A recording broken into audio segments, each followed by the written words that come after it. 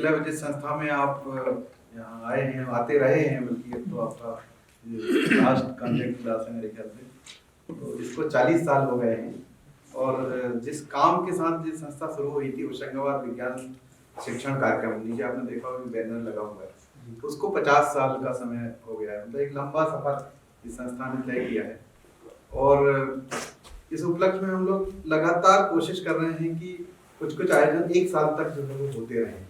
तो जब भी हमको जहाँ भी मौका मिलता है, हम चाहते हैं कि आप जो है एक तरह से तरह तरह का, जिसमें हम व्याख्यान भी कर रहे हैं, साहित्यिक आयोजन भी है, उस सब की कोशिश जो है करते रहे। आज लालटू जी हमारे बीच में हैं। वो कवि हैं, लेखक हैं और अनुवादक हैं। बहुत मतलब पंजाबी, बांग्ला, अंग्रेजी से बेहतरीन सामग्री उनने अनुवादित की है इन भाषाओं में, जो लेके आए हैं। तो उनका एक बड़ा एक तरह का योगदान है।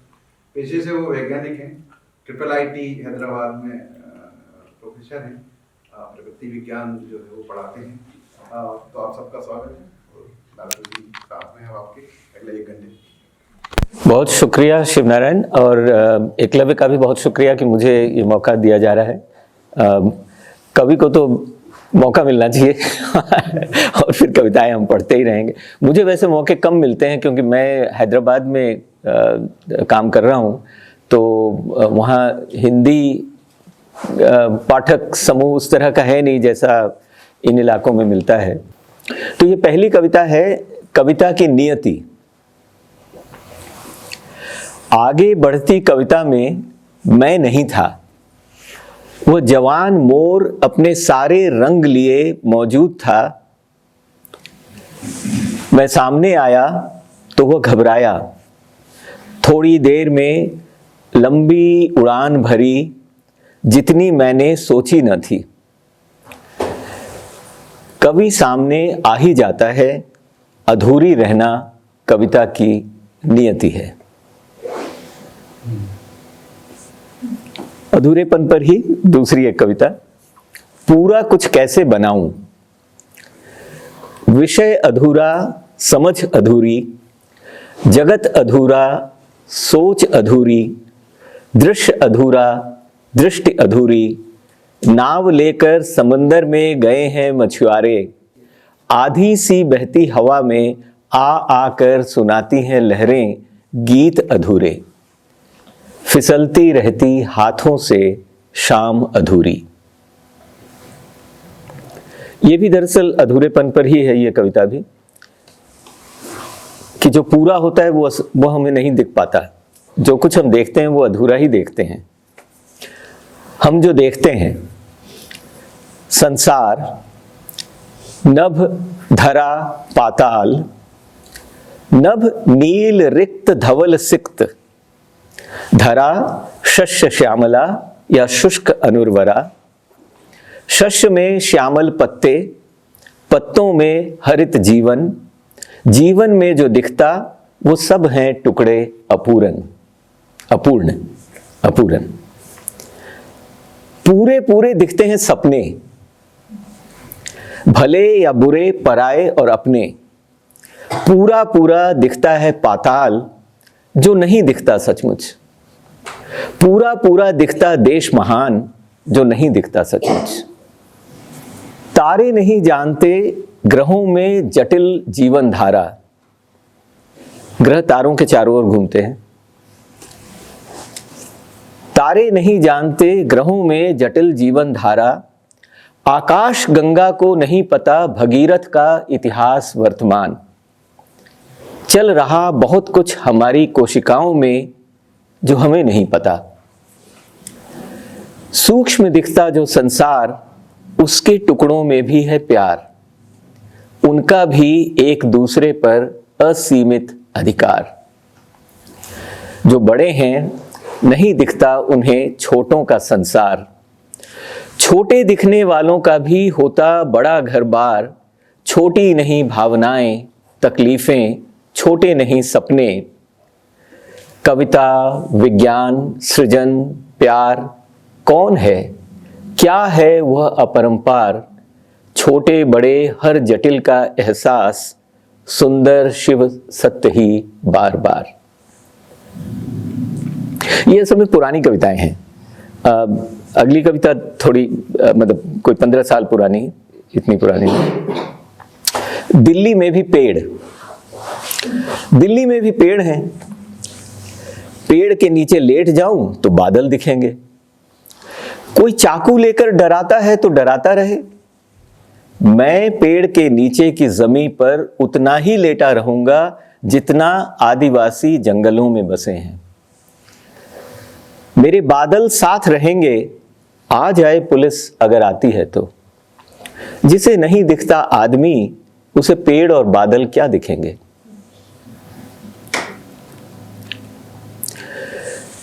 सपने में, यह भी बहुत पुरानी कविता है। सपने में देखा एक शिकारी मानव सेमिनार सभा में, यूं आया अंदर जैसे वहां लोग नहीं पत्थर हैं। टापता चेहरा दर चेहरा वह आया। वक्ता ने अचानक उत्तेजित होकर मेज पर हाथ मारा है। चौंक कर ढूंढता है वह ध्वनि का स्रोत। उसके शरीर में शुरू हुई हैं प्रक्रियाएं अनजान बातों से भिड़ने के लिए, जो अभी कुछ ही देर में हो सकती हैं। सपने में परेशान है वह, उसके पास नहीं कोई पत्थर या लकड़ी का औजार। सपने में उसके पास नहीं है आवाज जिससे वह ललकार सके पेड़ों, झाड़ियों, हवा या मिट्टी से आती आवाजों को। थका बैठता है शिकारी मानव खाली कुर्सी पर, देखता है मंच पर बोलते वक्ता को। बहुत देर तक सोचता है कहाँ उसने देखी है ऐसी गर्दन, ऐसा रंगीन चमड़ा। सोचता है, थकता है और सो जाता है। सपने में सोया है शिकारी मानव। ये शुरुआत की कविताएं ज़्यादातर बहुत पुरानी कविताएं हैं। जिन दिनों मोबाइल फ़ोन नया नया आया था, आज से 25-30 साल पहले, तब की बात है। आबादी बढ़ रही है आवाज़ों की, जिससे मिलना है उसकी आवाज़ से मिल चुका हूं। क्या वो वैसा ही होगा जैसी उसकी आवाज़ है? आवाज़ में उत्तेजना है। आदमी नीले आसमान के कोने में उठता हुआ बादल का टुकड़ा हो सकता है। यह अधेड़ की उत्तेजित आवाज है। इसमें सदियों तक हारते रहने का एहसास है। उसे भी सपने आते हैं एक सुनी हुई आवाज से मिलने के। दिन ऐसे आ गए हैं कि हो सकता है हम कभी ना मिलें और हमारी आवाजें मिलती रहें। आबादी बढ़ रही है दुनिया में आवाजों की। मुखालफत। उसने पूछा कि मैं अंग्रेजी के खिलाफ क्यों हूं। मैंने कहा कि चूंकि अंग्रेजी मेरे खिलाफ है। उसने कहा कि पर आपको तो अंग्रेजी आती है। मैं हंसा। हंसकर ही उसे समझा सकता था कि अंग्रेजी बोलता हुआ मैं दरअसल अपने ही खिलाफ हूं। उसने कहा कि आप राजा जी के खिलाफ हो। यह आसान बात थी। गो कि खुद को बचाने का तरीका हो सकता था कि मैं उसे कहूं कि अबे भाग। पर मैंने निहायत शराफत से उसे कहा कि आप बड़े सुंदर आदमी हैं। तंग आकर वह बोला, आप तो हर बात की मुखालफत करते हो। खैर, आप तो कवि हो। डर। मैं सोच रहा था कि उमस बढ़ रही है। उसने कहा कि आपको डर नहीं लगता। मैंने कहा कि लगता है। उसने सोचा कि जवाब पूरा नहीं था, तो मैंने पूछा, तो? बढ़ती उमस में सिर भारी हो रहा था। उसने विस्तार से बात की। नहीं, जैसे खबर बढ़ी आती है कि लोग मारे जाएंगे। मैंने कहा, हाँ, मैं उमस के मुखातिब था। यह तो मैं तब समझा जब उसने निकाला खंजर कि वो मुझसे सवाल कर रहा था। भारत में जी, इसमें शायद संदर्भ देना पड़ेगा। इसमें 2-3 संदर्भ हैं। 2000 साल के आसपास भारत के वैज्ञानिकों को, जो एडवाइजर्स होते हैं प्राइम मिनिस्टर के, उनको अचानक ये ध्यान आया कि दुनिया भर में जीनोमिक्स में रिसर्च हो रहा है, हमारे यहाँ नहीं हो रहा। तो अचानक बायोटेक्नोलॉजी के लिए तुरंत, मतलब एक कलम के स्ट्रोक से 40 करोड़ रुपए सैंक्शन हुए और बहुत सारे नए कॉलेज वगैरह बन गए बायोटेक्नोलॉजी के। फेनोमेनोलॉजी एक शब्द होता है, वैसे फिलॉसफी में इसका बहुत संजीदा अर्थ है। पर विज्ञान में हम लोग फेनोमेनोलॉजी कहते हैं कि जैसी चीज़ें जैसी दिख रही हैं उसी के आधार पर मॉडल बनाना, गहराई में जाने की ज़रूरत नहीं है, अणु परमाणुओं के बारे में बात करने की ज़रूरत नहीं है, जो दिख रहा है उसी का एक मॉडल बनाना। और इसमें एक बात और है कि 2000 साल से थोड़े से पहले, शायद 1998 के आसपास, केरल के हाईकोर्ट ने किसी मुकदमे में राय दी थी कि इस हड़ताल पर नहीं जाना चाहिए, बैन लगा दिया था हड़ताल। भारत में जी, बायोटेक्नोलॉजी, फेनोमेनोलॉजी ऐसे शब्द हैं जिनके आखिर में जी आता है। ऐसे शब्द मिलकर गीत गाते हैं, शब्द कहते हैं बैंड बजा लो जी। इसी बीच भारत बैंड बजाता हुआ चांद की ओर जाता है। उन दिनों चंद्रयान प्रोजेक्ट की बात हो रही थी, उसके 1-2 साल बाद ही चंद्रयान हुआ। चांद पर कविता उसने नहीं पढ़ी। भारत को क्या पढ़ी थी कि वो जाने चांद को चाहता है चकोर। आप लोगों ने मुकेश का गीत सुना होगा ना। भारत को क्या पढ़ी थी कि वो जाने चांद को चाहता है चकोर। भारत ने चांद जैसे सलोने लोगों से कह दिया, ओ बायोटेक्नोलॉजी बैंड बजा लो जी, ओ चांद बजा लो जी, ओ फेनोमेनोलॉजी। चांद जैसे लोगों ने कहा, हड़ताल पर जाना देशद्रोह है। चांद उगा टूटी मस्जिद पर, आज 7 दिसंबर है। ईद की रात चांद उगा, हर मजलूम का चांद उगा भारत में जी।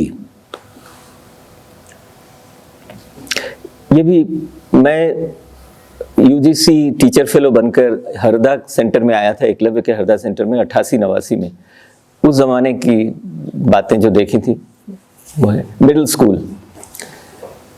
ऊंची छत, नीचे झुके हुए 70 सिर, 30 बाई 30 के कमरे में। अंग्रेजों के जमाने की शहतीरें कुछ सालों में टूट गिरेंगी, सालों लिखे खत सरकारी अनुदानों की फाइलें बनेगी। जन्म लेते ही ये बच्चे उन खातों में दर्ज हो गए जिनमें इन जर्जर दीवारों जैसे दरारों भरे सपने हैं। कोने में बैठी 4 लड़कियां बीच बीच हमारी ओर देखकर लजाती हंस रही हैं। उनके सपनों को मैं अंधेरे में नहीं जाने दूंगा। यहां से निकलने की पक्की सड़कें मैं बना रहा हूं। ऊबड़ खाबड़ ब्लैक बोर्ड पर चौक घिसते अध्यापक सा पागल हूं मैं, ऐसा ही समझ लो। मेरी कविता में इन बच्चों के हाथ झंडे होंगे। आज जलती मशालें उन्हें दूंगा, हाँ खुला आसमान मैं उन्हें दूंगा। उन दिनों उम्र कम थी तो ऐसी सादी कविताएं लिख पाते थे, अब नहीं लिख पाते। कल चिंताओं से रात भर गुफ्तगू की। कल चिंताओं से रात भर गुफ्तगू की, बड़ी छोटी रंग बिरंगी चिंताएं, गरीब और अमीर चिंताएं, स्वस्थ और बीमार चिंताएं, सही और गलत चिंताएं। चिंताओं ने दरकिनार कर दिया प्यार, कुछ और सिकुड़ से गए आने वाले दिन 4। बिस्तर पर लेटा तो साथ लेटी थी चिंताएं, करवटें ले रही थी बार बार चिंताएं। सुबह साथ जगी हैं चिंताएं, न पूरी हुई नींद से थकी हैं चिंताएं। बाद याद नहीं रहेगा कि आज बिजली गई थी सुबह सुबह। गर्मी का वर्तमान और कुछ दिनों पहले के नाभिकीय विस्फोटों के अकेलेपन में और भी अकेलापन चाह रहा हूं। आज की तारीख आगे पीछे की घटनाओं से याद रखी जाएगी। पास कहीं जंग का माहौल है, उसके आगे पीछे ही कारगिल हुआ था, और भारत के विस्फोट के 15 दिनों बाद क्वेटा में पाकिस्तान ने कहूटा में पाकिस्तान ने भी विस्फोट किया। पास कहीं जंग का माहौल है, एक प्रधानमंत्री संसद में चिल्ला रहा है, कहीं कोई तनाव नहीं। वे पहले आस्तीनें चढ़ा रहे थे, आज कहते हैं कि चारों ओर शांति है। डरी हुई आंखें पूछती हैं, इतनी गर्मी पोखरण की वजह से तो नहीं। मई में हुआ था विस्फोट। गर्मी पोखरण की वजह से नहीं होती। पोखरण तो टूटे हुए 100 मकान और बेघर हुए लोगों का नाम है, उनको गर्मी दिखलाने का हक नहीं है। अकेलेपन की चाहत में बनना चाहता हूं एक बच्ची जिसने विस्फोटों की खबरें सुनी और गुड़िया के साथ खेलने में मग्न हो गई। गर्म हवाओं में उठती बैठती वह कीड़े चुगती है। बच्चे उसका गंध पाते ही लाल लाल मुंह खोले ची ची चिल्लाते हैं। अपनी चोंच नन्ही चोंचों के बीच डाल डाल वो खिलाती है उन्हें। चोंच चोंच उनके थूक में बहती अखिल ब्रह्मांड की गति की। मुतमईन हूं कि बच्चों को उनकी मां की गंध घेरे हुए है। जा अटल बिहारी जा, तू बम बम खेल, मुझे मेरे देश की मैना और उसके बच्चों से प्यार करना है। 3, धरती पर क्या सुंदर है, क्या कविता सुंदर है। इतने लोग मरना चाहते हैं, क्या मौत सुंदर है। मृत्यु की सुंदरता को उन्होंने नहीं देखा। सेकंडों में विस्फोट और 1,00,000 डिग्री ताप का सूरज उन्होंने नहीं देखा। उन्होंने नहीं देखा कि सुंदर मर रहा है लगातार भूख, गरीबी और अनबुझी चाहतों से। सुंदर बन रहा है हिंदू मुसलमान, सत्यम शिवम नहीं मिथ्या घनीभूत। बार बार कोई कहता है धरती जीने के लायक नहीं रही, धरती को झकझोरो, उसे चूर मचूर कर दो। कौन कह रहा है कि धरती पर कविता एक घिनौना ख्याल है। सुबह की पहली पहली सांस को नमन करने वालों आओ, पास आओ। हरी घास और पेड़ों को छूकर चलने वालों आओ कि हमें गद्दार घोषित किया गया है। सलीब पर चढ़ने से पहले आओ हम अपनी कविताएं सुनाएं। अद्भुत अद्भुत के दिन भले ही गुजरते हैं, कोई नहीं है पर कोई गाता रहता है। इस तरह दिन गुजरते हैं। यह सुकून सोचने नहीं देता। अद्भुत कि जब भाषा है सरलतम, अभिव्यक्ति इतनी जटिल हो गई है। ये स्त्री पक्ष से लिखी मेरी कुछ कविताओं में से है। अर्थ खोना जमीन का। मेरा है सिर्फ मेरा, सोचते सोचते उसे दे दिए उंगलियों के नाखून। रोओं में बहती नदियां, स्तनों की थिरकन। उसके पैर मेरी नाभि पर थे, धीरे धीरे पसलियों से फिसले, पिंडलियों को मथा पर खा और एक दिन छलांग लगा चुके थे। सागर महासागरों में तैर तैर लौट लौट आते उसके पैर। मैं बिछ जाती, मेरा नाम सिर्फ जमीन था। मेरी सोच थी सिर्फ उसके मेरे होने की। एक दिन वह लेटा हुआ बहुत बेखबर कि उसके बदन से है टपकता कीचड़। सिर्फ मैं देखती लगातार अपना कीचड़ बनना, अर्थ खोना जमीन का। उसी सिलसिले में डरती हूं जब तुम बाहर से लौटते हो और देख लेते हो एक बार फिर घर। जब तुम अंदर से बाहर जाते हो और खुली हवा से अधिक खुली होती तुम्हारी सांस। अंदर बाहर के किसी सतह पर होते जब डरती हूं। डरती हूं जब अकेले होते हो, जब होते हो भीड़, जब होते हो बाप, जब होते हो पति आप। सबसे ज्यादा डरती हूं जब देखती हूं तुम्हारी आंखों में बढ़ते हुए डर का एक हिस्सा, मेरी अपनी तस्वीर। गलत बटन। आप सब लोग कंप्यूटर इस्तेमाल करते हैं ना। पल में सब गायब। फिर लिखो तो प्रेम वही नहीं होता, संतुलित स्याह सा हो जाता है। उसमें पहले कभी न दिखे घाव पकने का डर समाया होता है। राजनेता ताजिंदगी इस फेर में रहते हैं कि उनके अतीत ऐसे बटन दबाकर उड़ा दिए जाएं, नहीं उड़ते। अड़ियल ट्रांजिस्टर्स में हत्याएं, लूट, बलात्कार जम जाते हैं, कोई उन्हें उड़ा नहीं सकता। किंवदंती है कि तोड़ जला देने पर भी ये जीवंत रहते हैं। हत्यारे रातों में कांपते हुए, घबराते हुए सीनों के भार तले सपनों में छिप जाते हैं। हर सुबह उन्हें यकीन नहीं होता कि वाकई सुबह हुई है। रेंगते हुए खिड़कियों पर आकर झांक झांक कर देखते हैं कि भीड़ उन फाइलों के हवाले से बागीचे का घास तो नहीं उखाड़ रही। कभी हम तुम खो बैठते हैं मेहनत से संजोए प्यार के पल। रोओं से कम चौड़ाई के ट्रांजिस्टर्स वायलिन पर शोक गीत गाते हैं। जो ट्रांजिस्टर्स होते हैं ना, जैसे ये लैपटॉप में तकरीबन 1 खरब ट्रांजिस्टर हैं इसके माइक्रो प्रोसेसर चिप में। 1 खरब समझते हैं ना, 1 खरब मतलब 100 अरब, 1 अरब मतलब 100 करोड़। माइक्रो प्रोसेसर इस साइज का होता है इसके अंदर कहीं। कभी हम तुम खो बैठते हैं मेहनत से संजोए प्यार के पल। रों से कम चौड़ाई के ट्रांजिस्टर्स वायलिन पर शोक गीत गाते हैं। धीरे धीरे फिर से हम रोपते हैं छुअन चुंबन आदि तंतु। सुबह नई सुबह बनकर आती है। खोए हुए पलों को याद कर हम लजाते हुए एक दूसरे को देखते हैं। निकल पड़ते हैं सपने बुनते हुए। दिखना, आप कहाँ ज़्यादा दिखते हैं? अगर कोई कमरे के अंदर आपको खाता हुआ देख ले तो बाहर खाता हुआ दिखने और अंदर खाता हुआ दिखने में कहाँ ज़्यादा दिखते हैं आप? कोई सूखी रोटी खाता हुआ ज़्यादा दिखता है। जॉर्ज बुश, ये उस ज़माने की है जब जॉर्ज बुश अमेरिका के प्रेसिडेंट होते थे। जॉर्ज बुश न जाने क्या खाता है, बहुत सारे लोगों को वो जब दिखता है इंसान खाते हुए दिखता है। आदम दिखता है हर किसी को सेब खाता हुआ, वैसे आदम किसको दिखता है? देखने की कला पर प्रयाग शुक्ल की एक किताब है। मुझे कहना है, प्रयाग शुक्ल हिंदी के कवि रहे, अभी भी हैं।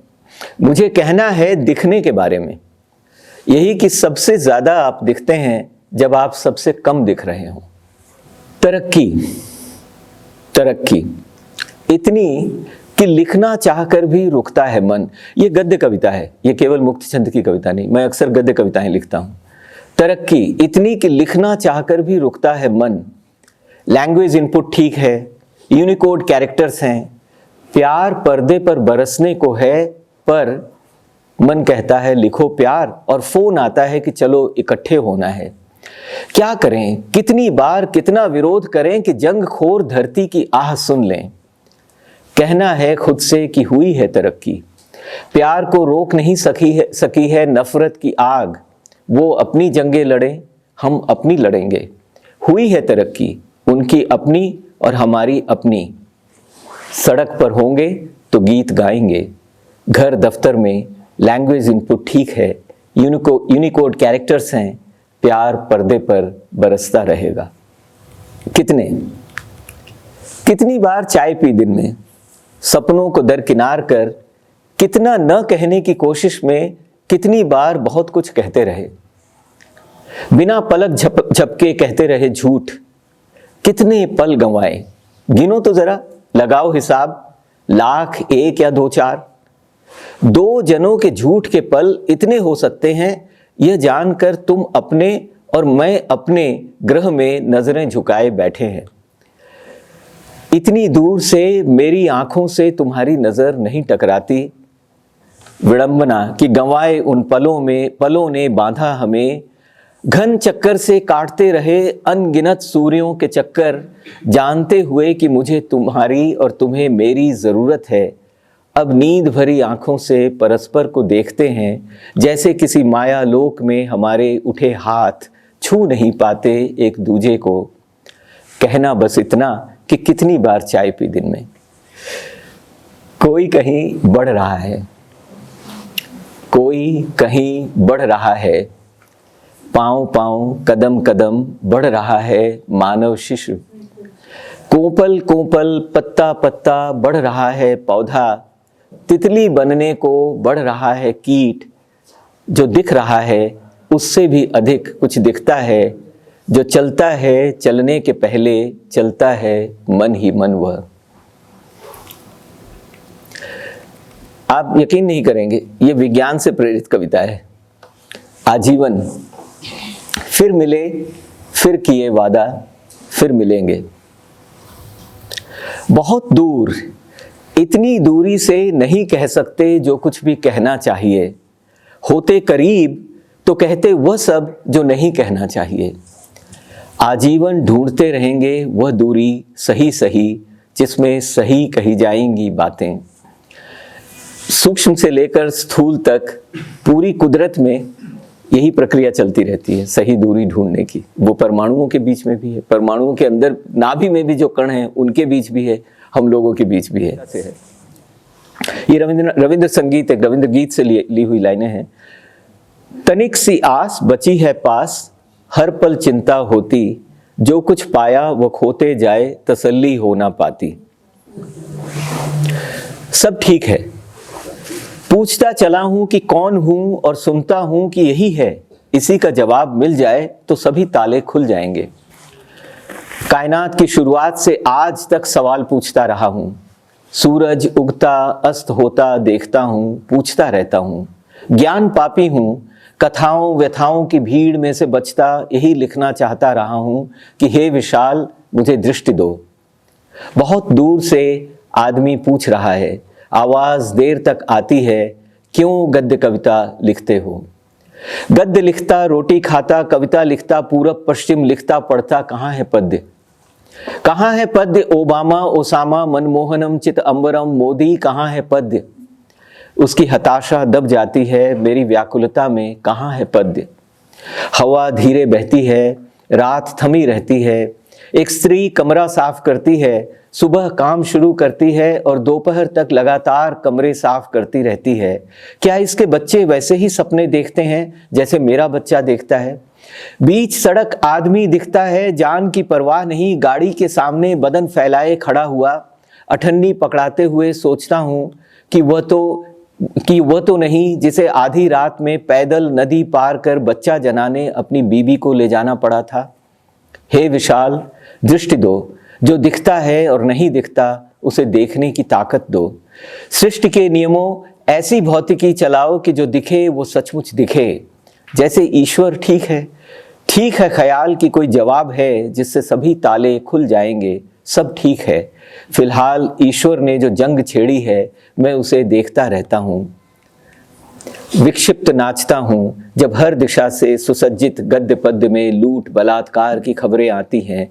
हर तरफ आदमी लुटा हुआ, हिंदी उर्दू संस्कृत अंग्रेजी में।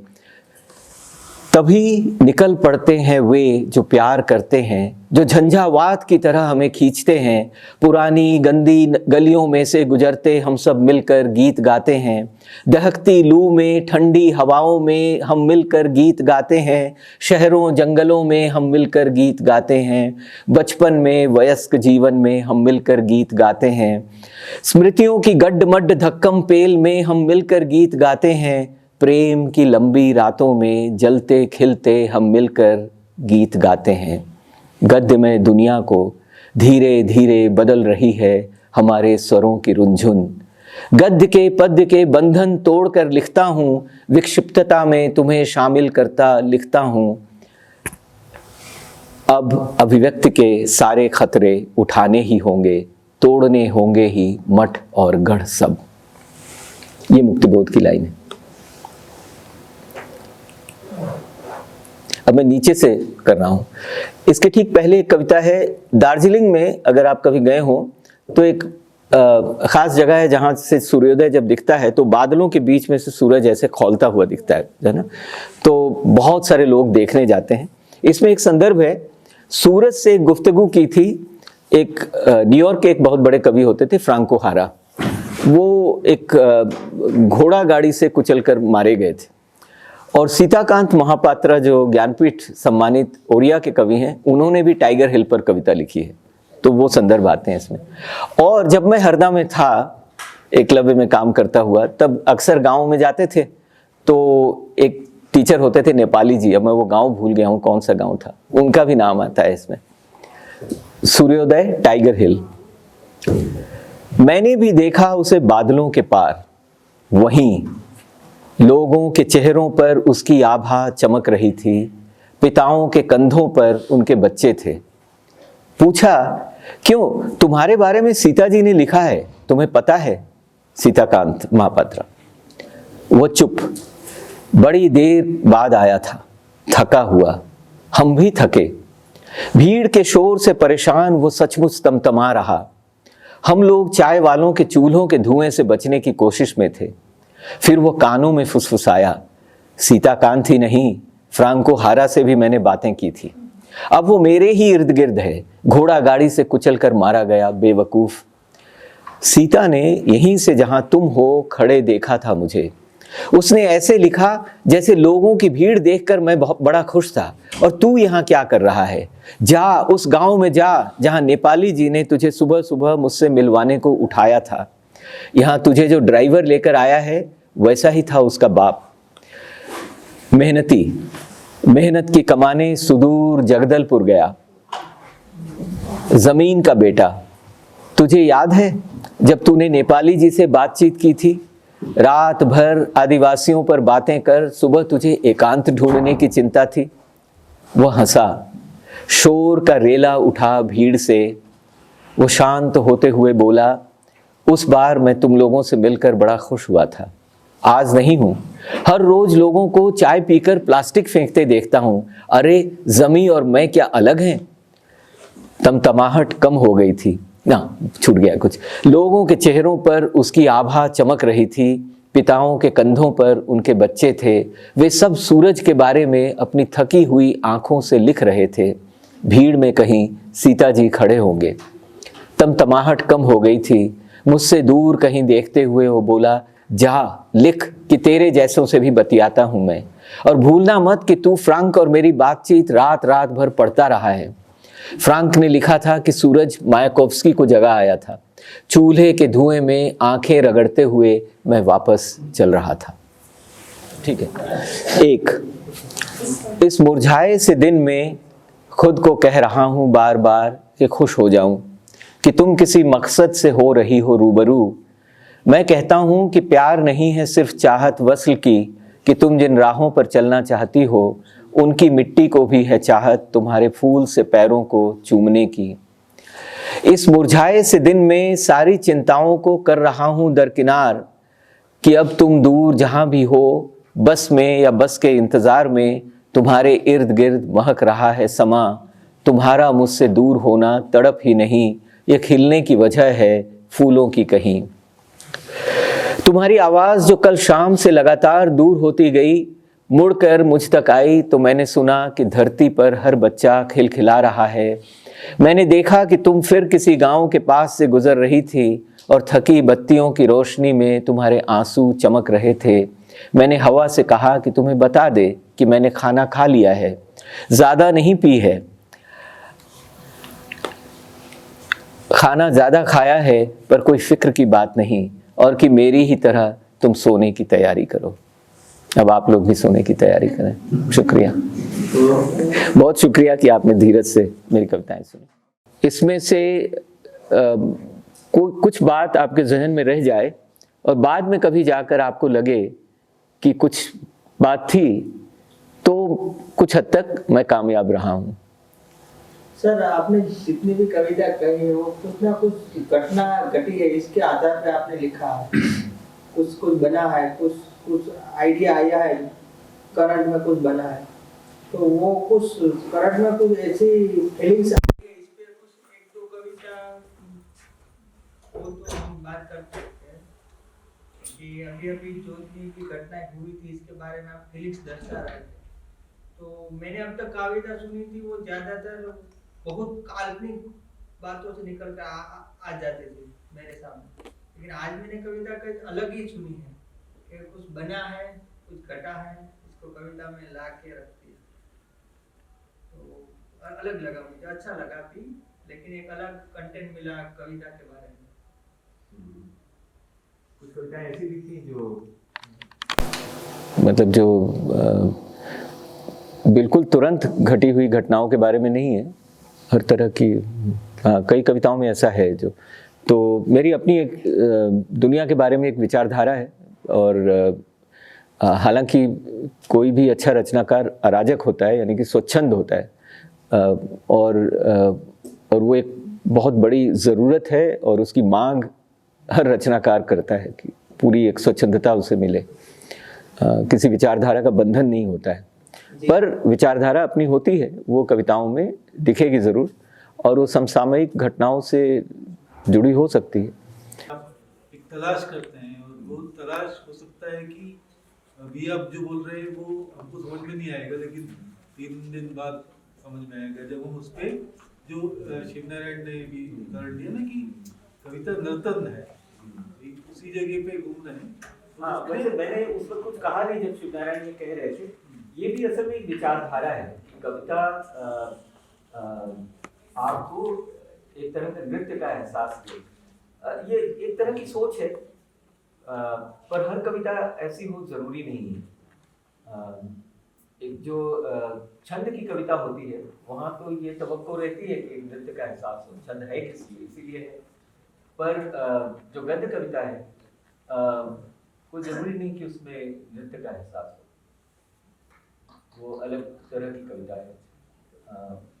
वो कैसे, जैसे मतलब मैं जिनको अपना गुरु मानता हूँ, अंग्रेजी के बड़े कवि 19वीं सदी के वॉल्ट व्हिटमैन, उनकी बहुत प्रसिद्ध कविता है सॉन्ग ऑफ माई सेल्फ, खुद ही की कविता। तो 52 टुकड़ों में, मतलब बहुत लंबी कविता है। तो उसकी पहली लाइनें इस तरह से है, I celebrate myself and what I assume you shall assume, for every atom in me belongs as well to you.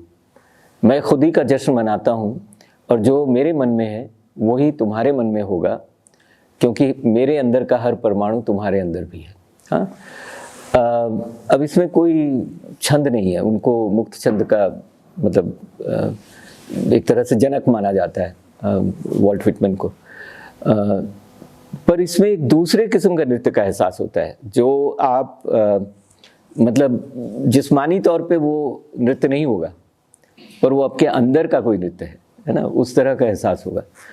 तो इसलिए कोई ज़रूरी नहीं कि हमेशा ही ऐसे नृत्य का एहसास हो जो जिस्मानी एहसास हो, ऐसा नहीं। तो सुशील असल में जब सुबह बात कर रहे थे तो जिस्मानी नृत्य की बात ना करते थे कि कविता आपको एक अलग तरह का विचरण कराती, जो आपने भी होशंगाबाद में हम कर रहे थे ना, कि वो आपको इतिहास की बात करती है, वो आपसे राजनीति की बात करती है, वो आपको खूब इधर मतलब मौके जो देती है कि मतलब आप उसमें बंद के एक कविता जो है आपको कई कई जगह ले जा सकती है, कई मतलब, तो उस परिप्रेक्ष्य में कुछ बात हो रही थी। तो नृत्य छंद से कनेक्ट होके तो वैसे मेरी जो पहली कविता थी अधूरेपन पर, उसमें मैंने कविता के बारे में वक्तव्य देने की कोशिश की है। मैं कविता को कैसे देखता, पता नहीं वो बात पहुंची है कि नहीं। तो कविता सिर्फ सहानुभूति की बात नहीं है, ये परानुभूति की बात है, और जिसमें हम किसी और के साथ एकात्म हो पाएं। मतलब दूर से, हिंदी में ज़्यादातर ये समस्या है कि दूर से देखती कविताएं हैं, सहानुभूति की कविताएं बहुत हैं, परानुभूति कम है। मतलब ऐसा नहीं कि बिल्कुल नहीं है। तो मैं समझता हूँ कि परानुभूति एक ज़्यादा गहराई की बात है।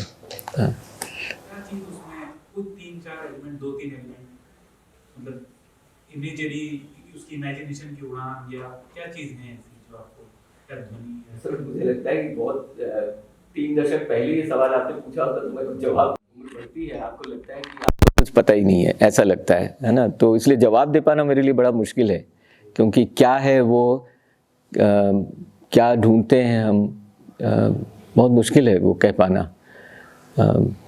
बस कुछ है जिस वजह से लिखते हैं, जिस वजह से पढ़ते हैं। मतलब शिव नारायण बतला रहे थे होशंगाबाद की बात, तो वहाँ पर भी मैंने ये बात की थी कि सभी नियमों को, सभी कानूनों को तोड़कर ही कविताएं या कोई भी अच्छा साहित्य, कोई भी कलाकृति जो मान्य कानून है उनको तोड़कर ही बन सकती है कोई भी नई चीज़ें। जैसे ब्रेख्त के नाटक होते थे कि जब नाटक हो रहे तो ब्रेख्त बीच में आकर, मतलब जो सूत्रधार है बीच में आकर दर्शकों को बतलाता था कि भूलना नहीं कि ये नाटक है, मतलब अलग अलग तरीक़ों से। तो उस माया लोक को तोड़ना है ना, कि सच्चाई कुछ और है और ये जो कुछ आप देख रहे हो ये महज एक नाटक है। तो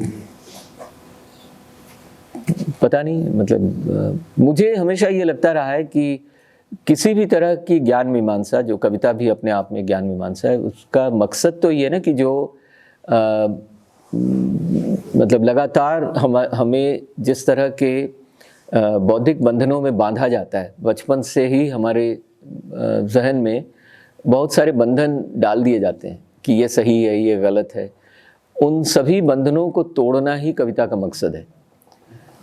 कोई भी ज्ञान मीमांसा अलग अलग तरीके से यही काम करती है, चाहे वो विज्ञान हो, चाहे वो समाज विज्ञान हो, कविता भी यही करती है। उन बंधनों, जैसे हम लोग इस तरह से कहते हैं कि गुलाब का खूबसूरत होना कोई ख़ास बात नहीं है, हर कोई जानता है, सदियों से जानता है।